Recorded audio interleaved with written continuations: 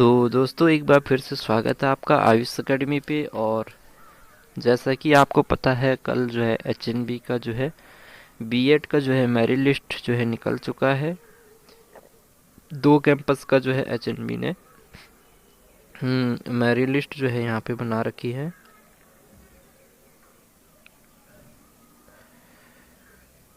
देखिए जैसा कि मैंने कल बताया था, श्रीनगर, बिरला परिसर श्रीनगर, एसआरटी परिसर बारसाई थॉल टिहरी में, इन 2 कैंपस के लिए, ठीक है। तो ये 2 कैंपस के लिए जो मेरिट लिस्ट जो है कल आ चुकी है। जो डेट है मेन डेट, हालांकि मैंने पिछली वीडियोस में भी बताया था और इस वीडियोस में भी मैं आपको इसलिए बता रहा हूँ ताकि आपको ये जो है मिस ना हो आपका गलती से।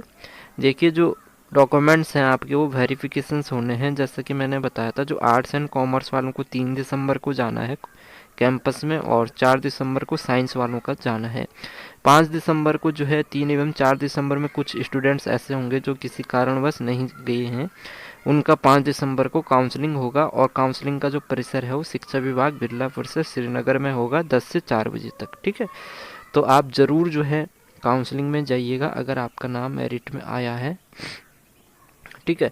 बाकी पौड़ी कैंपस का मैं अलग से आपको वीडियो बनाऊंगा, ठीक है। डॉक्यूमेंट्स क्या क्या ले जाने हैं आपको, ठीक है। मेनली इस वीडियोस को बताने का ये मोटिव था कि आपका जो है डॉक्यूमेंट्स क्या क्या जाना है।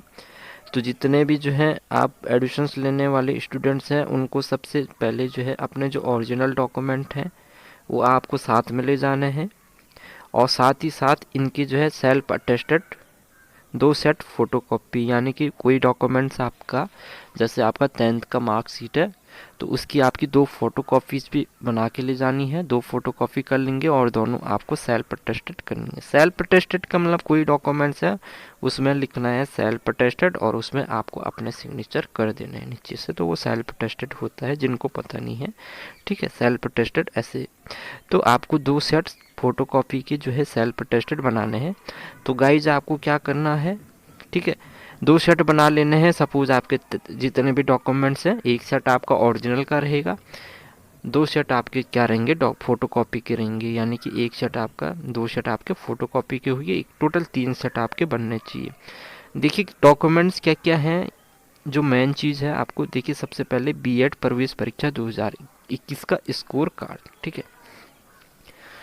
और अगर आप जो है डॉक्यूमेंट्स का सेट बना रहे हैं, ठीक है, अगर आप जो फोटोकॉपी की है सेल्फ उनका सेट बना रहे हैं तो उनका जो सीरियल नंबर है इसी तरह से लगना।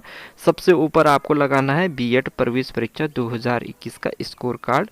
उसके नीचे लगेगा आपका हाई स्कूल प्रमाण पत्र, जिसमें कि डेट ऑफ बर्थ रहेगा आपका, वो डेट ऑफ बर्थ वेरिफिकेशन के लिए चाहिए होता है। उसके नीचे आपका हाई स्कूल एवं इंटरमीडिएट की मार्कशीट लगेगी, ठीक है। उसके नीचे आपका लगेगा इंटरमीडिएट या समकक्ष डिग्री का प्रमाण पत्र, ठीक है। तो थोड़ा मेरी जो है तबीयत जो ढीली है काफ़ी, जो है आजकल जैसा आपको पता है वायरल चल रहा है, तो थोड़ा कफ एंड जो स्नीजिंग हो रही है, तो बीच में आपको जो है वॉइस थोड़ा वैसी लगेगी, तो उसके लिए मैं माफ़ी चाहूँगा, ठीक है। उसके भी नीचे आपको लगाना है स्नातक एवं स्नातकोत्तर परीक्षा का अंक तालिका, ठीक है। यानी कि स्नातक एवं स्नातकोत्तर परीक्षा की अंक तालिका का मतलब आपको first year, second year, third year तीनों आपको लगाने हैं। उसके अलावा आपको डिग्री भी साथ में लगानी है। तो ये आपका स्नातक एवं स्नातकोत्तर का दोनों का लगेगा। चाहे आप पीजी कर रहे हैं तो पीजी के भी आप फर्स्ट ईयर सेकेंड ईयर के लगा देंगे, यूजी का आपके first year second year third year का आपको लगा देना है, ठीक है। इसके अलावा अगर आपका कोई सर्टिफिकेट है, ठीक है, कास्ट सर्टिफिकेट है या ओबीसी है या फिर आपका जो भी है आपका, वो आपको एक वो लगाना है। फिर उसके नीचे आपका लगेगा अन्य पिछड़ा वर्ग प्रमाण पत्र, ठीक है, वो आपको लगाना है।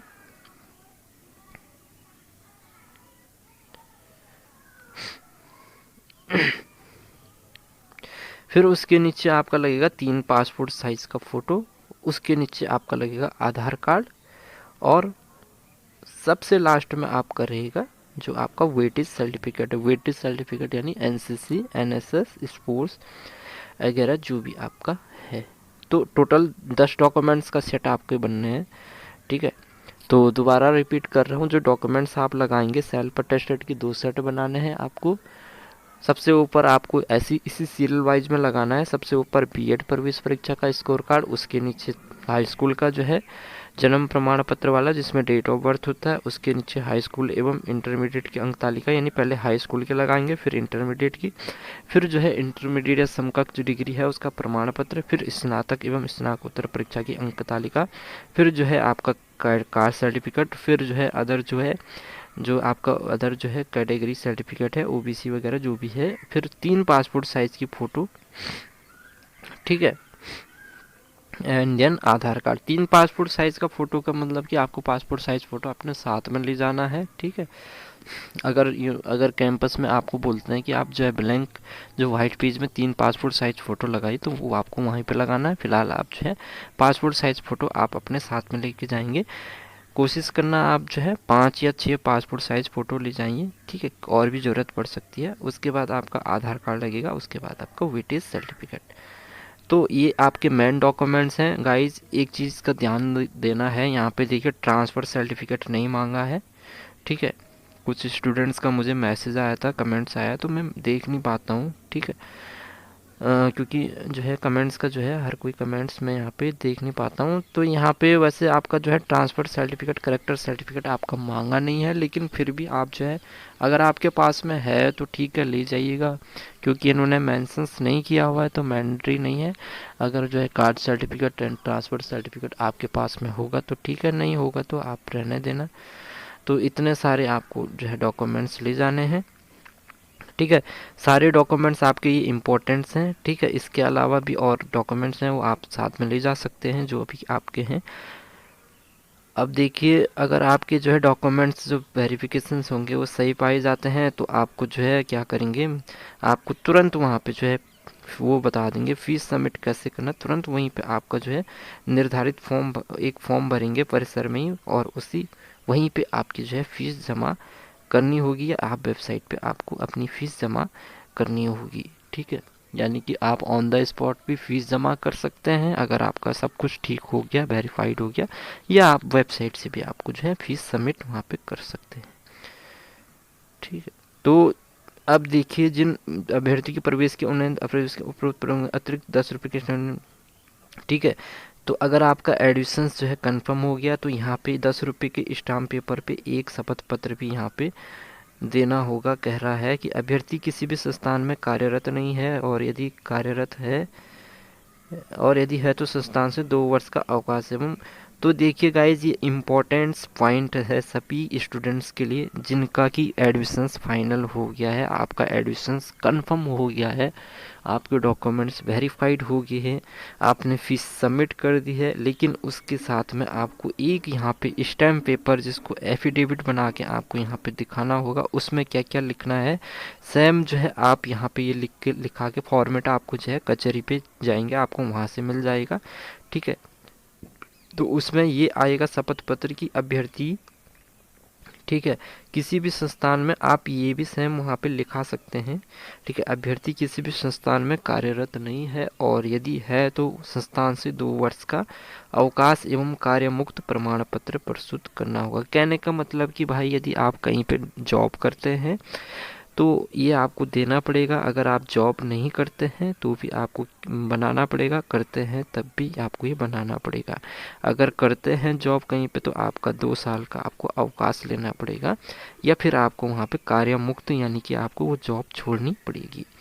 अभ्यर्थी यूनिवर्सिटी के जिस भी परिसर में प्रवेश लेगा उसके पश्चात उसका ट्रांसफ़र नहीं किया जाएगा। ये भी काफ़ी इंपॉर्टेंट पॉइंट है, इसलिए आपको सोच समझ के जो है अपना प्रवेश लेना है कि भाई ऐसा नहीं हो कि आप चाहते थे कि मुझे बिरला परिसर श्रीनगर में एडमिशन्स मिले और आपका एडमिशन्स हो गया टिहरी परिसर के लिए, और बाद में आप कोशिश कर रहे कि सर मेरा जो एडमिशन्स है मुझे तो श्रीनगर चाहिए था और मुझे टिहरी मिल गया, मुझे अपना ट्रांसफ़र करना है। तो गाइज ये ट्रांसफ़र बिल्कुल नहीं होगा, साफ साफ लिखा है यहाँ पे। और आप जो एफिडेविट बनाएंगे उसमें भी साफ साफ आपको मेंशन करना है, ताकि कल को आप ये है यूनिवर्सिटी को ये ना बोलें कि आपका जो है जो आपको जो परिसर मिला वो टिहरी मिला या दूसरा मिल गया, ठीक है। अभ्यर्थी के सभी प्रमाण पत्रों में यदि किसी भी प्रकार की अवैधता पाई जाती है तो उसका उत्तरदायित्व वह स्वयं होगा और प्रवेश निरस्त माना जाएगा। देखो भाई, अगर आपके डॉक्यूमेंट्स में ऐसा कुछ भी पाया जाता है, ठीक है, जिसमें कि गलत इन्फॉर्मेशन है, ठीक है, अगर आपका नाम जो है, जैसे आपका नाम प्रवीण सिंह है और आपने जो है जो फॉर्म भरा है उसमें प्रवीण डाल दिया, आपके 10th में भी प्रवीण सिंह है, 12th में भी प्रवीण सिंह है, आधार कार्ड में भी प्रवीण सिंह है और आपने यहाँ पे नाम दे दिया प्रवीण। तो गाइज, अगर आप जो है नाम में भी थोड़ा चेंज करते हैं तो यहाँ पे जो है आपको प्रॉब्लम्स हो सकती है। इसलिए कोई भी फॉर्म, जो भी फॉर्म आपने भरेंगे काउंसलिंग के टाइम पे, उसको जो है आप जो है अच्छे से देख के उसको भरना है, ठीक है। कुछ भी गलत नहीं होना चाहिए, वरना आपका जो है प्रवेश जो है कैंसिल यहाँ पे कर देंगे। और प्रवेश के समय चयनित अभ्यर्थी को राजपत्रित चिकित्सा अधिकारी सीएमओ या सीएमएस से सर्टिफिकेट, तो इसके अलावा देखिए आपको एक मेडिकल सर्टिफिकेट भी देना होगा, ठीक है। अब मेडिकल सर्टिफिकेट जो फिटनेस सर्टिफिकेट होता है आपका, वो चलेगा, ठीक है। अब कुछ स्टूडेंट्स होंगे वो आपका छुट्टी वाला, लीव वाला सर्टिफिकेट मत लगा देना वहाँ पे। जो आपका यहाँ पे सर्टिफिकेट बनेगा वो मेडिकल सर्टिफिकेट, फिटनेस सर्टिफिकेट बनता है, ठीक है। अगर आपको नहीं पता कि कैसे बनेगा तो गाइज मैं बता दूं, आप कहीं भी चली जाइए किसी भी हॉस्पिटल में, गवर्नमेंट हॉस्पिटल में, उसके बाहर ये आपको ये फिटनेस मेडिकल सर्टिफिकेट जो है आपको किसी जो है जो बुक सेलर होता है उसके पास में मिल जाएगा। अगर आप देहरादून के रहने वाले हैं तो मैं सजेस्ट करूंगा आप जो है दून मेडिकल कॉलेज के बाहर, दून हॉस्पिटल के बाहर में जो है जहाँ पे डॉक्टर काला है, डॉक्टर काले के सामने जो है आपको एक स्टोर है बुक सेलर की, ठीक है। वहाँ पे आपको फिटनेस मेडिकल सर्टिफिकेट मिल जाएगा, 5 रुपये का आता है, ठीक है। तो वो फॉर्म आपको लेना है, ठीक है। और उसको आप किसी भी डॉक्टर से, चाहे वो इमरजेंसी मेडिकल ऑफिसर हो या कोई जो है एमबीबीएस डॉक्टर हो या कोई जो है पीजी डॉक्टर हो, ठीक है, एमडी डॉक्टर हो, पीजी जो भी है, तो उनके थ्रू आपको यहाँ पे ये मेडिकल सर्टिफिकेट आपको लेना पड़ेगा, ठीक है। तो इसके साथ साथ में आपको क्या करना है, ऐसा नहीं है कि आपको केवल और केवल जो फिटनेस सर्टिफिकेट लेके चल जाना। आप किसी भी हॉस्पिटल में जाएंगे तो आप वहाँ पे ओपीडी में रजिस्ट्रेशन ज़रूर कराइएगा, ठीक है। बिना ओपीडी में रजिस्ट्रेशन कराए, बिना ओपीडी जो है रजिस्ट्रेशन सर्टिफिकेट लिए, बिना प्रिस्क्रिप्शन लिए आप जो है मेडिकल सर्टिफिकेट मत बना देना, क्योंकि वो आपका फर्जी भी मान सकते हैं, ठीक है। तो जो काम करना है वो आपको कम्प्लीटली जो है आपको क्या करना है, अच्छे से करना है, रियल करना है। तो जो मेडिकल सर्टिफिकेट बनेगा आपका, सबसे पहले क्या कीजिए, हॉस्पिटल जैसे खुलता है 10 बजे, आप 8 बजे, 10 बजे, जितने बजे भी हॉस्पिटल खुल रहा है आप हॉस्पिटल में जाइए। सबसे पहले ओपीडी का जो है एक जो है ओपीडी जो पर्चा कटता है 18 रुपये का, 20 रुपये का, उसको काटिए। उसके बाद आपको क्या करना है, मेडिकल सर्टिफिकेट के लिए आप जो है किसी भी डॉक्टर से बना सकते हैं, अगर आपकी जान पहचान है। नहीं है तो आपको जो है थोड़ा मेहनत करनी पड़ेगी, आपको जो है प्रशासनिक भवन में जाना पड़ेगा, उसमें जो है वो लिखेंगे, आपको जो है चेकअप कराएंगे, ठीक है। आपके आई टेस्ट करेंगे, आपके जो है जो नॉर्मल टेस्ट है वो कराएंगे। और इसके तब भी आपको अगर इतना टाइम नहीं है, आप इस झंझट में नहीं पढ़ा सकते हैं, तो आप सबसे बेस्ट आपका जो रहेगा, आप जो है अपना मेडिकल सर्टिफिकेट किस तरह से बना सकते हैं। तो गाइज आपको क्या करना है, आप ओपीडी का पर्चा कराइए और सीधे इमरजेंसी में, जो इमरजेंसी मेडिकल ऑफिसर्स होते हैं शाम के टाइम पे, आप डायरेक्टली वहाँ से भी मेडिकल सर्टिफिकेट आपका बना सकते हैं, ठीक है। तो इस तरीके से आपको मेडिकल सर्टिफिकेट भी आपको बनाना ही बनाना है, ठीक है। बिना मेडिकल सर्टिफिकेट के आपका जो प्रवेश है वो नहीं होगा।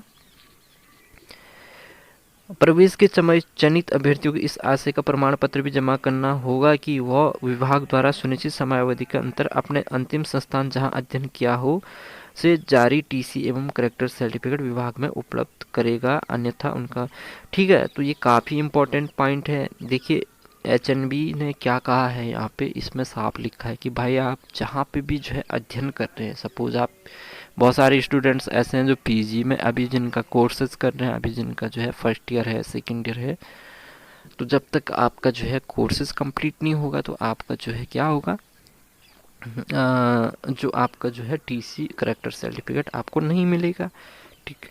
तो अगर जो है आप एचएनबी से ही जो है पीजी कर रहे हैं तो आपको कोई प्रॉब्लम्स नहीं है, आपको यूनिवर्सिटी वहाँ पे, क्योंकि जो transfer certificate and character certificate आता है वो यूनिवर्सिटी से ही मिलता है। ठीक है, अगर आप दूसरी यूनिवर्सिटी से हैं तो आपको जो है विभाग में आपसे बात करनी पड़ेगी, आपको वहाँ पे जो है बताना पड़ेगा, आपकी अपनी समस्या जो है बतानी पड़ेगी। वो आपको एक टाइम देंगे, उस टाइम के अंदर अंदर आपको अपना transfer certificate and character certificate वहाँ पे जो है लगाना है। जैसे देखिए, विश्वविद्यालय के अतिरिक्त अन्य यूनिवर्सिटी के अभ्यर्थियों को प्रोविजनल प्रमाण पत्र मूल रूप से देश समावधि, ठीक है, जैसा कि मैंने ऑलरेडी बता दिया था जब एडमिशन्स चल रही थे, जब फॉर्म भरे जा रहे थे उस टाइम पे भी मैंने ये बताया था। ठीक है, तो अगर आप, जैसे मैंने अभी बात बताई, अगर आप अदर यूनिवर्सिटी से हैं, लाइक आप सुरदेव सुमन यूनिवर्सिटी के स्टूडेंट्स हैं और आपने एचएनबी में बीएड के लिए अप्लाई कर दिया है, मेरिट में नाम आ गया, आपने एडमिशन्स भी कर दिया है, तो जो प्रोविजनल सर्टिफिकेट होता है, जो माइग्रेशन सर्टिफिकेट है, वो यूनिवर्सिटी से मिलेगा आपको, वो ओरिजिनल होना चाहिए और जो आपको समय दिया गया है उसी के समय के अंतर्गत आपको वो विभाग में जमा करना होगा। ठीक है, तो यूनिवर्सिटी द्वारा जो अभ्यर्थियों की प्रोविजनल सूची जारी कर प्रमाण पत्रों के सत्यापन हेतु बुलाया जाना किसी भी अभ्यर्थियों की प्रवेश गारंटी नहीं देता है। प्रवेश जांच के उपरांत एनसीटी द्वारा निर्धारित मानकों के अनुसार उपलब्ध सीटों पर मेरिट अनुसार दिए जाएंगे। अंतिम रूप से चयनित अभ्यर्थी को बिरला परिसर श्रीनगर में अपना प्रवेश सुनिश्चित करना होगा तथा एसआरटी परिसर भाषण अभ्यर्थी को टिहरी परिसर में। ठीक है, तो ये आपका है, साफ साफ लिखा है इसमें। ठीक है, तो अंतिम रूप से जो है अगर आपका फाइनल हो गया है तो आपको जो डेट है वहाँ पे उस डेट के अंदर अंदर अपना एडमिशन्स लेना है। ठीक, और देख लेते हैं यहाँ पे एक क्या है, यहाँ पे अभ्यर्थी द्वारा कोविड का, ओके ये तो आपको पता ही है भाई। ठीक है,